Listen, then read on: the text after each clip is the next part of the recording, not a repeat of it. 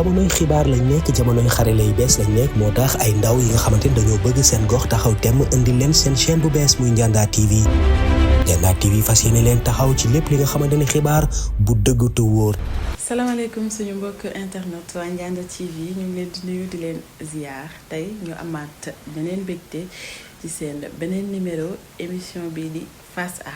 mais laata loolu dañoo dugg ci at mu bees 2026 di leen souhaiter bonne heureuse année 2026 année bi doon at bu neex macha allah yàlla yembal ci projet yi mottali ci yéene yi nangu ñaan yëpp luñ ci ñaan incha allah yàlla bette ñu ci ak ay xéewal yu bëree bëri macha allah tey ñu amaat mbégte di dalal doomu dëkk bi comme ni ko Ibou di waxee doomu dëkk bi di Etienne Niokhoor Ndiaye. xam naa ne ku ko xamul ci commune bi tamit dégg nga ko mu jiite woon fii amicale bi di AECON maanaam amicale bi ëmb étudiants yi nga xam ne ñoo nekk ci commune bi Nguéniène en même temps étudiants républicains yi aussi commune bi mu jiite woon ko fii bokk ci membre staffu actuel maire de la commune de Nguéniène di Alpha Samb en même temps il est enseignant et titulaire d'un master 2 en histoire classique. C'est bien ça juumuma. Oui. Etienne ñu ngi lay nuyu. maa ngi lay fay. di la nuyu yow Khady. di nuyu technicien yëpp. voilà di nuyu mboolem téléspectateur wu Ndianda TV. di nuyu waa Ndianda waa commune de Nguéniène mais aussi samay camarades yi nekk dans le département de Mbour yëpp. De manière générale maa ngi nuyu tous les acteurs de la commune de Nguéniène. Etienne. am nañ mbégte dalal la ci suñu plateau Face à. maa leen gën a kontaan. li ñu wax léegi ci yow lan la nga ci dolliwaat ci présentation ku la xamul. effectivement je pense que wax nga ko. yàlla def na ba ci suñu parcours. jiite nañu fii les élèves étudiants de la commune de Nguéniène mooy amicale bi ñu woowee AECON. c'était en 2016-2017 bu ñu jógee ci loolu aussi toujours ci suñu parcours waa APR commune de Nguéniène tànnoon ñu dénk ñu lii di maire communal de Nguéniène mooy le mouvement des élèves étudiants républicains de la commune de Nguéniène donc ci ñaari studio yëpp vraiment ñu defoon ci suñu kéemtulaay kattan. waaw je pense que loolu moom yàlla dogal na ko ci suñu parcours. voilà mais damay profiter wàlla rek comme ni nga ko defee sànq ma souhaiter ñëpp une bonne année 2026. voilà mu nekk di ñaan yàlla mu nekk année naataange. année bu bari jàmm. année bu bari réussite. voilà donc noonu daal laa bëggoon ubbee suñu waxtaan bi. di ñaan yàlla mu nekk waxtaan bu am njëriñ. incha allah ngir képp ku ñuy déglu tey. Etienne ku la xam ne aussi ku am taxawaay nga ci politique commune bi. wax nga ko wala wax nañ ko ci sa biir présentation jiite nga fi le mouvement des élèves et étudiants républicains de la commune de Nguéniène. boo ñu doon wax ci sa début en politique lan lay doon. waaw xam nga on dit l'appétit vient en mangeant. bi yàlla dogalee ñu jiite AECON. déjà amoon nañu mbégte daal di servir nit yi. lu jiitu loolu sax fii ñu juddoo fii Ndianda am na lu bari loo xam ne def nañ ko fii pour étudiants yi baaxoo fii ci dëkk bi. ñu koy tuddee Layren. nga xam ne yàlla def na ba ma liggéey. ci amicale des élèves étudiants ressortissants de Ndianda. de Ndianda. voilà lépp tàmbalee sax. ba tax na bi ñu paree ci AECON rek. voilà mënatuñu woon toog di seetaan. ci la ñu tendre la main nag surtout à la personne de monsieur Bouga Diouf. ci la ñu tànn fii nag man ak samay morom ku mel ni docteur Amasek je le salue au passage. ñoom Serigne Bamba voilà. ma leen di nuyu au passage donc ci lañ commencé nag vraiment di béy suñu waar. voilà ci politique commune bi. ba daal ni ñu demee yàlla boole ñu ak ñeneen daal. ba daal noonu lañ motalee liñ motal tey jii ci wàllu politique. voilà nga xam ne. ñu ko souligné nga ko wax na ko sànq dañ la xamoon aussi ci keppaaru Boucar Diouf comme ni nga ko waxee ñoom Bamba ñoom Ahmed Seck ak ñu mel noonu macha allah. ñu xëy rek gis la ak Alpha Samb nu mu demee noonu. Très bien wax naa ko sànq.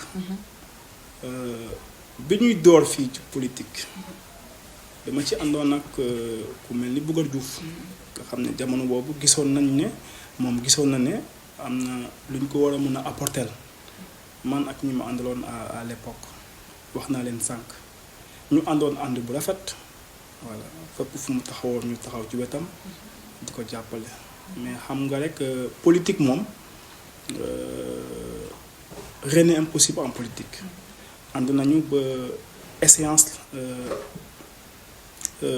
jot échéance locale ñu waxoon dem ci élection locale yooyu en 2022 logique ku politique nag ñëw logique ku parti ñëw tax ba vraiment amuma sens ànd ak moom ci élection yooyu. logique ku parti. parce que jamono jooju ci parti bi nga bokkoon du woon sa candidat ki nga àndaloon lañ tànnoon. logique ku parti. day wax logique ku parti quoi. très bien xam nga ñu bëri dañuy indi argumentation boobu. mais vous n'êtes pas sans savoir que à l'époque APR Benno Bokk Yaakaar ak ñu ci nekkoon yépp dañoo d'accordoon ne ñii mun nañ dem ci bannière coalition bi. ñeneen ñi aussi mënoon nañu dem ci bannière yeneen i mouvement ci lañ demee man ak ñi ma àndaloon à l'époque ci lañ àndee ak Alpha Samb ci coalition bi ñuy wax coalition bunt bi tout en restant dans le Benno Bokk Yaakaar tout en restant apériste donc loolu aussi ñu bëri duñu comprendre loolu mais ba léegi dañoo newoon nañ dem ñun ñëpp nañ dem wuti l'essentiel lépp lu ñu am ci kër gi lay ñëw à l'époque kër gi était Benno Bokk Yaakaar moo taxoon tonton Maguette Ndaw demoon ak la coalition Benno Bokk Yaakaar ñun aussi autour de Alpha Samb ñu dem dans le cadre de bunt bi voilà noonu la demee. yàlla def ngeen dem élection. ngeen jël mairie bi. pendant tout ce temps yéen a ngi ci. on peut dire que voilà li ngeen fi yéen a ngi presque à terme de votre mandat. yéen ñu waajalaat yeneen élection. est-ce que bon en tant que citoyen je ne dirais pas Étienne en tant que partisan de Alpha Samb wala en tant que koo xam ne Alpha Samb mooy mentoram mais en tant que citoyen de la commune de Nguéniène par rapport ak magistère u Alpha bi mu fi nekkee est-ce que li mu fi jot a def doy na leen wala doyu leen wala mën na def lu ëpp lu mu fi def et tout. Très bien balaa ma ñëw ci question boobu d'abord damay wax ne choix bi ma defoon à l'époque sur la personne de Alpha Samb était un choix assumé et si c'était à refaire aujourd'hui aussi ils allaient faire la même chose parce que à l'époque bi candidat yëpp taxawee wax dëgg fa yàlla gisoon naa ci moom koo xam ne vraiment espoir la woon pour toute la commune de Nguéniène vu son parcours vu réalisation yu mu defoon à l'époque avant même que muy demander municipalité bi mais il avait fait beaucoup de réalisations comme là ñun ñëpp xam nañ ko mais dinaa ci citer quelques Alpha Samb à l'époque soo ko déggoon da nga koy dégg ci ay clôture de cimetière Alpha Samb à l'époque soo ko déggoon da nga koy dégg ci ay actions sociales de très grande envergure Alpha Samb à l'époque soo ko déggoon da nga ko doon dégg ci soutenir les sportifs de la commune de Nguéniène football lamb bàyyiwul woon dara et j'en passe. donc mais est-ce que aussi ay moromam est-ce que nekkuñu woon ci loolu aussi. waxuma ni ay moromam nekkuñu woon ci loolu mais moom loolu moo tax ñu gën ko xam.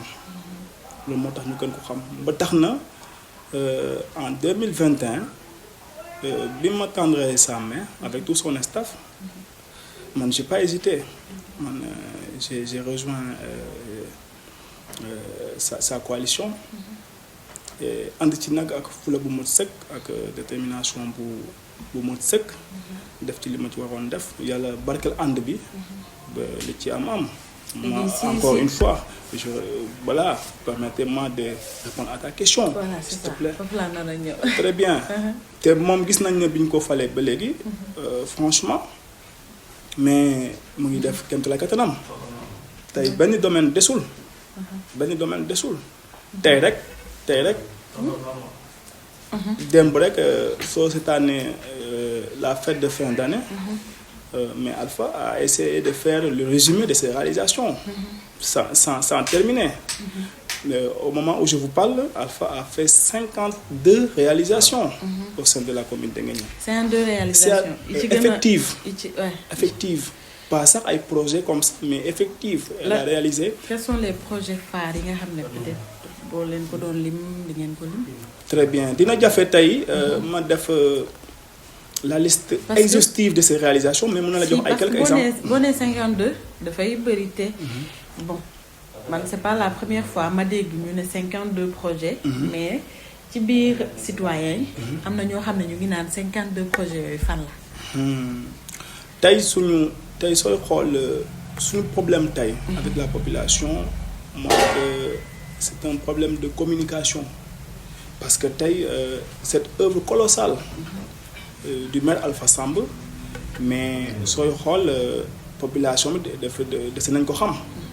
yaa ngi ma doon laaj yan réalisation la tey soo ñëwee dans le village comme Ndianda mais Alpha Samb li mu njëkk a def fii te dañ ko promettoon parce que fii lañ ànd en campagne mu ne waa Ndianda dinaa leen doter dinaa fexe ba ngeen am marché moderne loolu bi ñu koy wax en campagne gars yi dañoo jàppoon ne rêve la parce que xam nga ne suñu yaay yi suñu yumpaañ yi fii la ñuy jóge di jaay Joal bi ñu taxawee jàkkaarloo ko ñoom ne leen Alpha ne leen dina leen defal marché moderne ça ressemblait à un rêve aujourd'hui vraiment rêve boobu mais c'est réalisé tey gis ngeen ñi yéen ñëpp marché moderne bi Alpha tabax fii biir Ndianda bien mais est-ce que marché boobu booy xool Ndianda ak maraîchage bi doole bi mu fi am ak lépp jigéenu Ndianda yi ak góor ñi yëpp macha allah seen liggéey est-ce que marché boobu aussi attan nañu. Très bien est-ce que antan na leen ou pas loolu dañuy bàyyi population bi mu apprécier. ak aussi depuis bon. xaw ma ndax pare na wala parewul daa am lu des. mais mu ngi bëgg a yàgg te c'est pas encore opérationnel. si loolu aussi occasion la tey aussi yeneen ci ay leeral parce que wax dafa yàlla suñu jigéen yi chaque jour dañuy dem marché Joal. tout à fait. te xëy na la ngay dàq muy dem feneen nga indi ko mu dem sa kër. tout à fait moo gën a wax.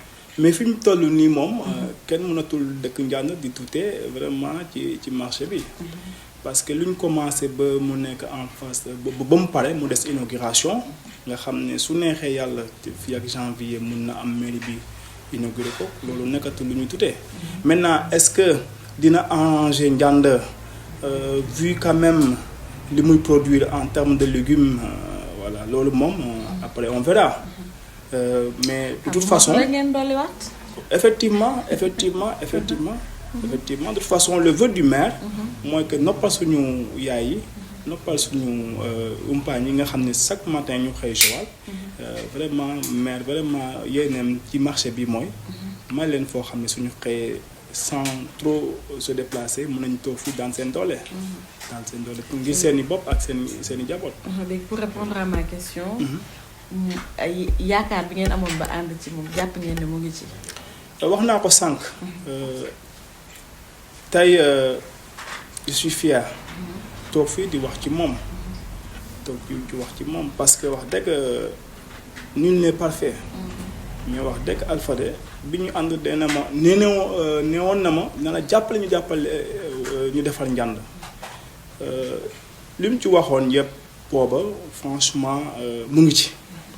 voilà tuddoon na marché bi la tey am na tuddoon na diggante bi miiru Ndianda bi daanu na fi mu tabax ko. miiru école bi. miiru poste de santé bi sax. très bien du ay table de classe mais aussi et surtout pour les jeunes. Alpha yëg ngeen ne mu ngi taxawal fii benn école de formation pour mun a offrir aux jeunes une chance de se former mais ci filière boo xam ne dafa amal Ndianda solo muy filière agro business bi yëg ngeen ne récemment ne rek mais initié na fi projet boobu nga xam ne dafiy samp benn école de formation pour que bépp jeune bu ko bëgg nga mën a dem former wu sans beaucoup de loolu aussi bon information bi jàll na et tout occasion la aussi nit ñi xam kañ lay démarrer fan la ainsi de suite parce que dañ ko waxee woon fii ci Ndianda TV bi ñu koy inauguré. très bien moo tax ay nit dañuy ñëw di ma laaj kañ lay commencé ak fan lay amee loolu aussi te daanaka depuis lors bon ci wax ji lañ gisaguñu loo xam ne peut-être place concrète ku bugg a inscrire ni ainsi de suite ainsi de suite. Très bien c'est une occasion vraiment mooy demander la population de Ndianda en particulier et la population de Nguéniène d'une manière générale à ce que ñu jege mairie Nguéniène ñu jege mairie Nguéniène suñu gis sa information mais soo mënul jot ku mel ni man mais Nguéniène soriwul mën nga fa dem nga laaj ci information yi nga bëgg parce que dara day xew fii nekk njëriñ mais day ñëw ba weesu vraiment te du profiter ñi mu war a profiter ñëpp quoi par manque de d'engagement je sais pas en tout cas c'est l'occasion pour ma woo ñëpp képp koo xam ne vraiment gisati nga initiative boo xam ne mairie bi posé na ko jëlal solo say dàll nga jege mairie bi pour plus d'informations parce que école bi ma lay wax nii jusqu'à récemment rek ñu ngi wax lu jëm ci wàllu inscription yi wax nañ ñëpp ne képp comme intéressé mais mun nga ñëw à la mairie nga gën a renseigner pour mën a inscrire kon tey su tolloo foofu nga may laaj question boobu aussi daf day jaadu aussi ma invité ñëpp à ce que ñu jéem a jege les services de la municipalité pour que bépp affaire bi leen soxal foofu ñu mun see profité. waaw di leen fàttali ne tamit yéen a ngi suivre Ndianda TV ci seen émission bi di Face A ñuy am mbégte dalal kii di Etienne Niokhoor Ndiaye juste pour continuer ñu ñëw tuuti ci sa parti muy APR mais Etienne ani APR APR a ngi fi yéen a ngi ci man officiellement nekkatuma APR ah bon non fan nga nekk très bien une bonne question qui m'intéresse vraiment xam nga bi fi Macky Sall nekkee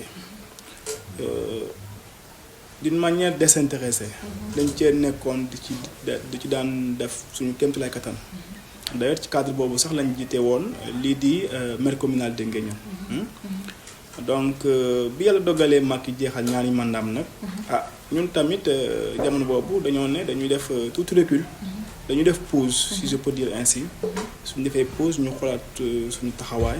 mais Macky ba tey responsabilité mbir APR mu ngi koy téye ba tey. tout à fait. tout à fait moom Macky Sall sax gis ngeen ne bi mu jeexalee def na tout recul voilà mais de toute façon li mu la mën a wax mooy nous ne pourrons jamais dire non à Macky Sall. nous ne pourrons jamais dire non mais tey boo nee Macky Sall bu nekkee biir APR jiite ko ba tey. yow nga ne nekkatoo APR. lan la ñuy comprendre en fait. non li ñuy comprendre mooy rek man def naa taxaw naa di def naa maa ngi taxaw def nekk na en pause di def taxaw seetlu. di xool suba voilà di ko jàngataat sama avenir politique. naka laay positionné waatee d'ailleurs loolu laa waxoon képp ku may ñi ma doon jàppale sax ne woon naa leen dale ko tey wax dëgg arrêté naa nekk. Le coordinateur du maire communal de Nguéniène mais aussi wax dëgg nekkatuma un membre actif en tout cas de l'APR parce que man li ma gëm mooy que ne dara soo ci nekkee moom da ngay dem ba à fond te vraiment tollu woon naa foo xam ne il fallait vraiment wax ma delloo liñ ma joxoon pour mun a gën a tal sama bopp te côté boobu wax dëgg. mais tey boo nee nekkatoo APR te sa mentor. ba tey ñu ngi jàpp ne ci APR la bokk. non c'est que amoo leen information.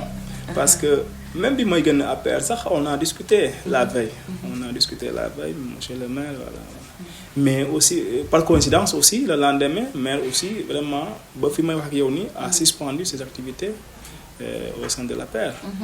Ouais, vous devez savoir cela vous devez savoir cela. Le maire en question a suspendu ses activités au sein de l'APR. Voilà. Mais à ce qui me concerne, je ne pourrais pas dire beaucoup à sa place pour ce qui concerne l'APR, mais à ce qui me concerne, man def naa nekk na un moment de pause par rapport à mes activités au sein de l'APR. Ouais. Sama avenir politique nag, voilà, comme on dit, faut jamais dire jamais. Kenn xamul. Donc de toute façon ñu ngi def ñu ngi jàngat di xool parce que ñun li ma intéressé mooy fu ma mun a nekk ba jëriñ doomu Ndianda yi ba jëriñ Ndianda ba jëriñ commune de Nguéniène. Je pense que man loolu moo ma intéressé man loolu laay wër. Donc saa yu doo leen def ni seen nawle yi yeneen nawle yu bëri def. comme. génn APR dem Diomaye président. mooy li ma lay wax. En politique il ne faut jamais dire jamais. Donc kon suba mën nañ leen a xaar foofu. lu mën a nekk la. waaw mën naa fa nekk mën nga ma fa gis ko mën nga ma fa gis feneen. mooy li may wax rek tey su yàlla dogalee tey ñu tendre ma la main foo xam ne gis naa ne su ma fa nekkee dina nekkal njëriñ waa Ndianda ak waa commune de Nguéniène mais man du ma hésiter. Ça ne veut pas dire que nag kenn tendre ma la main tey ni mu def nii y a des gens qui m'invitent par-ci par-là. mais ñu ngi taxaw seetlu bi ma la wax sànq daal man ak ñi ma àndal yépp ñu ngi xool ba xam fan lañ jàpp ne suñ fa nekkee dina nekkal njëriñ waa Ndianda ak waa commune de Nguéniène. D'accord. Parlons un peu du Sénégal. La politique ak réew mi ni muy doxee. Instant bi réew mi ni mu mel ni Diomaye président par-ci. ñi ngi naan Diomaye ak son premier ministre. y a problème. maanaam beneen coalition mu ngi waaj foofu. ak leneen ak ban analyse politique ngay def ci loolu. xam naa du nekk analyse sax mais dama leen di expliquer rek ne. li ma bëgg a wax foofu rek mooy. tey li ma jàpp ne moo baax pour Sénégal baax pour Sénégalais yépp mooy. Le premier ministre Ousmane Sonko ak le président Bassirou Diomaye Diakhar Faye gën a ànd gën a joxante confiance ngir l'intérêt du Sénégal et l'intérêt des Sénégalais. Je pense que képp kuy wax lu xajamal seen diggante je pense que bëggoo Sénégal. Je pense que franchement yaa ngi ñaan loo xam ne du jig Sénégal. tey fi ñu toll nii Sénégal tey mooy après alternance bi ñu am récemment vraiment on souhaite man bokk que l'équipe actuelle réussisse. Voilà parce que seen réussite mooy li jig Sénégal. seen réussite mooy li jig doomu Sénégalais yëpp. gis nañu récemment le président de la République def son discours. Le traditionnel discours du chef de l'État chaque 31 décembre. Diomaye def appel à l'unité, à la paix et tout.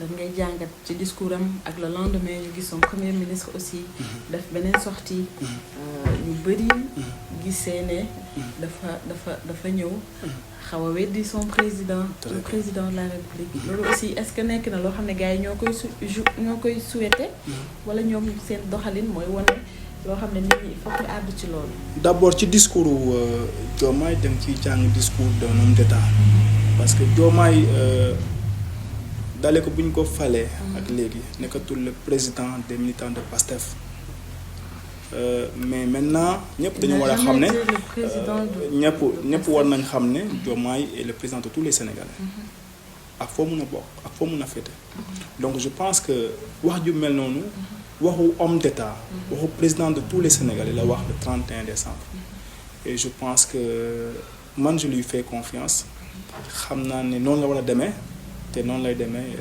par la grâce de Dieu incha allah vraiment mu nekk discours bu responsable discours vraiment bu rassurant parce que fi mu toll nii ñëpp a ngi xalaat le lendemain du Sénégal mais suñu le 31 décembre waxee noonu dalal na xel yi te ñu ngi koy ñaanal vraiment li mu bëgg noonu am maintenant diggante ak Ousmane Sonko comme ni ma ko waxee sànq le premier ministre nañ dox leen gën a boole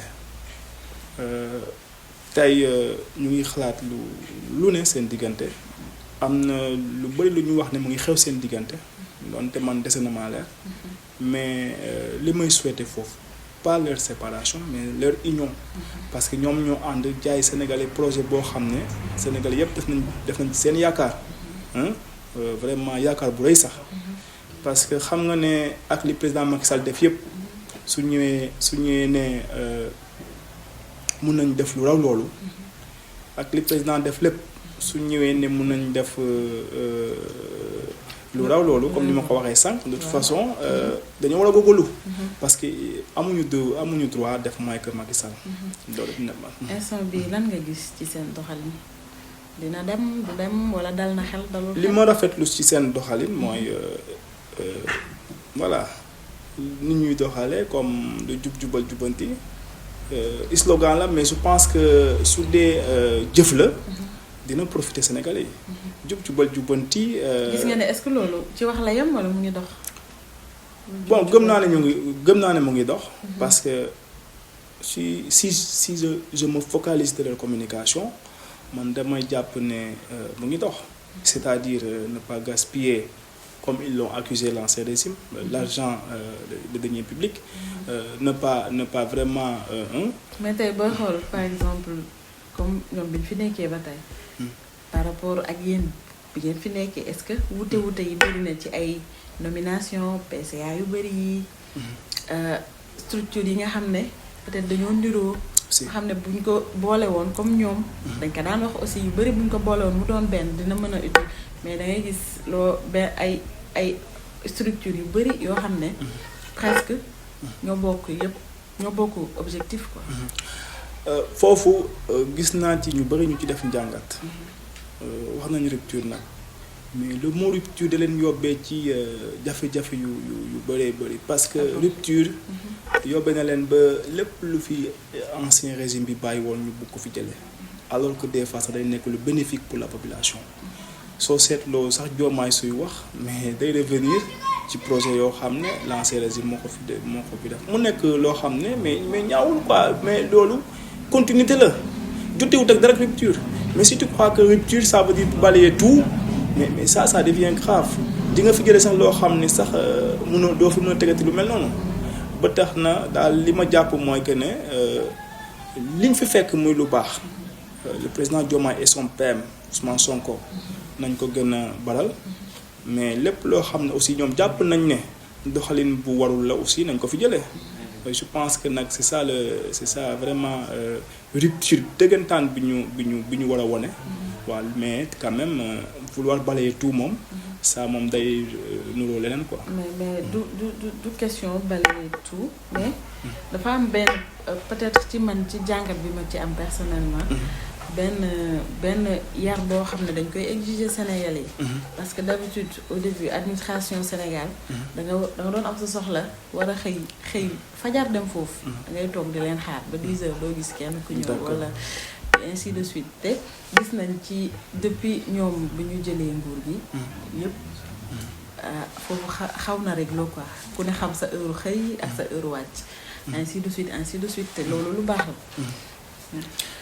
côté li ma wax léegi comme da ngay gis ay structure yoo xam ne par exemple su ma jëlee exemple ci ANPEJ am na yeneen structure yoo xam ne dañoo xaw a jegeyantoo ak ANPEJ lu muy def wala buñ la nee lii ak lii doo mën a soriantoo seen différence boo xoolee ANPEJ la kii DER ONFP yëpp ci ay formation professionnelle des jeunes lay dox financement des booy xool loolu yëpp ñaata structure laa lim te xëy na ñàkkul ne am na yeneen yu des yu mel noonu ñu boole ko bu mu doon benn comme ni ñu doon waxee Sénat Assemblée nationale conseil te Alpha Samb bokkoon ci voilà yooyu noonu yëpp yoo xam ne dañ koy boole mu doon benn au moins mu jur économie parce que ñoom lancé nañu aussi programme boo xam ne dañu xool naka la ñuy sakal na lay xaalis. rationalisation des dépenses. voilà c'est ça. foofu nag day nekk question bu technique nga xam ne vraiment il faut que tu sois bien outillé. pour nga mun a répondre question boobu. mais li ma ci mën a wax rek mooy que ne vraiment c'est leur vraie expression à savoir la rationalisation des dépenses. loolu aussi ci li mu ànd la. parce que su fekkente ne li nga lim nii yëpp vraiment ça renvoie à la même chose mais yéen ñii n'ont pas la raison d'être voilà mais loolu nag. mais yéen a ko fi indi. si moo tax ma ne c'est une question technique xam nga ki ko fi indi. muy le président Macky Sall. kenn nekkatul di douter son expertise. parce que vu son parcours ni mu xamee administration. je pense que li taxoon mu indi woon ko xamoon na ko maintenant si le nouveau régime jusque certaines de ces structures est inutile mais man je suis d'accord à ce que ñu suppléer yenn yi voilà mais ça ne veut pas dire que cela ne veut pas dire que ne Macky Sall vraiment def voilà warul woon samp yooyu en tout cas bi mu koy samp gisoon na seen utilité maintenant si le nouveau régime voit que ne voilà mun na leen centraliser ba ñu gën a efficace te gën a néew dépense mais man dama ciy ànd ba léegi de toute façon li ñu bëgg mooy nañu rendre service la population et avec peu de dépenses possibles. léegi dama comme suñu waxtu bi mu ngi bëgg a xoj. te ñu nekk ci zone boo xam ne tamit immigration clandestine dafay am tànk.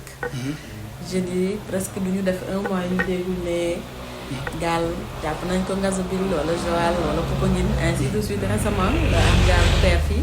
nga am ay 12 morts. nga waxte fa yàlla ak ñoo xam ne peut-être seen situation critique na. c'est triste.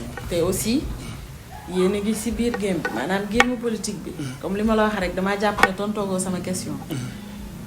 lan ngay wax ndaw yi nga xam ne ñu ngi daw di dem xooli une vie meilleure di jéggi waax yi Barça wala Barsaq dëkk bi dina neex wala du neex. ci li nga gis ci li nga jot a gisagum. dama leen di njëkk a conseil à ce que ñu am patience. parce que dans la vie rien ne se réalise sans le temps voulu. munoo ak li ñu bëgg yëpp ci suñu lépp ak mëbët yi ñu am yëpp mënu sotteendoo benn bés. donc il faut que sama morom yi sama la jeunesse sénégalaise gën a am patience te gëm ne ëllëg dina sotti. moo gën nga impatient ba vraiment engagé ni yoon yi nga xam ne vraiment c'est périlleuse. donc daal conseil la am foofu ne leen nous les comprenons parce que jeune boo gis muy góor muy jigéen bëgg na réussir ba amal ay waajuram njëriñ mais nag warul tax vraiment nga ànd ak yàkkamte bay dugg ci yenn voies yi nga xam ne vraiment sont des voies périlleuses donc man am naa yaakaar ne Sénégal dina changer parce que ak lu ñu fi découvrir yëpp déjà avec Macky Sall découvrir nañ fi gaz pétrole et tout vraiment gis naa ne sous-gestion bi tegu si yoon avec vraiment ce nouveau régime je pense que du ndaw rek su doolee ko ci li fi Macky Sall bàyyi dëkk bi dina gën a taaru et je pense que nous aurons plus d'emploi pour la jeunesse sénégalaise. balaa ñoo tàggatoo ñu duggaat tuuti ci suñu commune. bientôt les élections municipales. Etienne. da ngay toppaat ca la nga toppoon wala da ngay xoolee leneen wala. Alpha Samb. le maire Alpha Samb. wanaguma tax ma war ko woon ginnaaw. au contraire damay woo képp ko mën. nga rejoindre la grande coalition de Alpha Samb. parce que en 2022 nous étions 7. nous avions 7 candidats. mais machallah soo xoolee Alpha vraiment li mu capable woon ak li mu nekk di prouver sur le terrain naroon na jafe pour nga gis keneen ku ko mënoon def. du ma yem sax di woo jeunesse bi kese mais même dama gis un leader du nom de Bougar Diouf nga xam ne li muy def ci commune bi wax dëgg aussi am na solo mais man gis naa ne te gëm naa ne su ci àndoon ak Alpha Samb dina gën a amal njëriñ askanu Nguéniène moo tax comme on dit rien n'est impossible en politique. li muy def nii déjà ni manière bi muy opposé Alpha Samb nii ma jox la ay exemple soo demee dans le village de Ndofane Alpha def na fa CM mais Alpha def na fa case de santé def na fa ay salle de classe ba defal leen sax réseau mobile tey Bougar fekk si ko ci seen concurrence mu samp fa marché mais gis nga njëriñ bi mu amal waa Ndofane mais loolu ñuy def noonu de rang dispersé suñu àndoon di ko def est-ce que du gën a amal njëriñ population yi. dinañ la seetaan lancer leen un message. moo tax fii ginnaaw bu ma woowee population Nguéniène pour ñu ñëw fekk si Alpha Samb ci liggéey bu am solo bi muy defal commune Nguéniène damay woowaat aussi vraiment Bouga Diouf le président Bouga Diouf président du mouvement Inuit mais mu andi de manière officielle et assumée avec le maire Alpha Samb je pense que Nguéniène soxla na loolu te puis de réewuñu ay xarit la ñu man toog naa ak Alpha Samb toog naa ak Bouga Diouf ànd naa ak Alpha Samb ci xaw Bouga Diouf xam naa ne ay xarit la ñu dara ñaaw seen diggante peut-être voilà ambition rek moo leen jàpp mais gëm naa ne neexoon nañu te war nañu mën a ànd en politique donc d'ici là war nañu mën a ànd secrètement nag suñu demee ba 2027 man moom wax dëgg loolu daal laay ñaan seen diggante encore une fois di woo toute la population de Nguéniène ñu rejoindre le maire Alpha Samb parce que vraiment li muy defal commune Nguéniène am na solo trop franchement fi ñu nekk nii diggante 2022 ak tey Alpha def na 52 réalisations dans la commune de Nguéniène ça c'est vraiment énorme tey pour nga wër d'ailleurs c'est pas pour rien que ñu jël ko daal di ko nominer chaque année Alpha Samb dañ koy nominer vu son engagement pour la commune de Nguéniène vu quand même ses réalisations qu'il est en train de mener dans la commune de Nguéniène je pense que ça doit être soutenu te man wax rek ci logique boobu laa nekk ba gën a vraiment gën a fësal sama soutien envers quand même le maire Alpha Samb. mu mel ni waxtu bi xoj nañu. nga tàggatoo bu dul tàggatoo. oui xanaa di la gërëmaat bu baax di la sant ci opportunité bi ma may ma toog fii tey di waxtaan ak sama waa commune.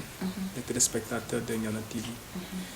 di leen xamal ne et puis c'est important aussi suñu taxawaay donte rafet na mais na ngeen xam ne mun na gën a rafet parce que ba léegi nag Khady ñu bëri ñu ngi jàpp ne Etienne Niokor est un conseiller te Etienne Niokor n'est pas encore un conseiller mu mel ni vraiment je me satisfais de cela te gëm naa ne su ñëpp gënee jàpp suñ tollee ci loolu conseil wala leneen sax parce que yàlla rek a xam su boobaa suñu taxawaay ci biir Ndianda ak ci commune bi dina gën a rafet te loolu laay ñaan yàlla ba tax na maa ngi talal ñëpp loxo pour que ñu gën a jàpp xam ne c'est possible suñu engagement mooy servir Ndianda suñu engagement mooy servir la commune de Nguéniène.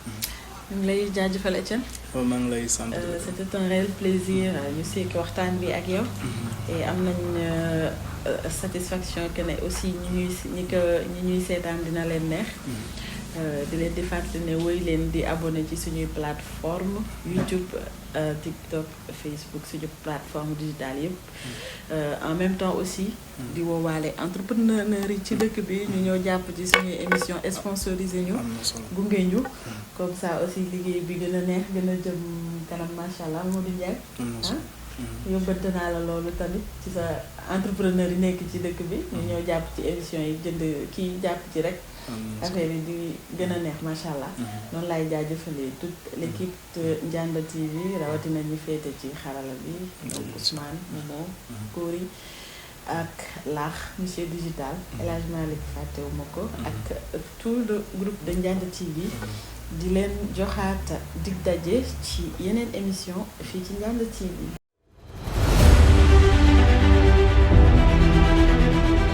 jamonoy xibaar lañ nekk jamonoy xarale yu bees lañ nekk moo tax ay ndaw yi nga xamante ni dañoo bëgg seen gox taxaw temm indi leen seen chaîne bu bees muy Ndianda TV. Ndianda TV fas yéene leen taxaw ci lépp li nga xamante ni xibaar bu dëgg te wóor.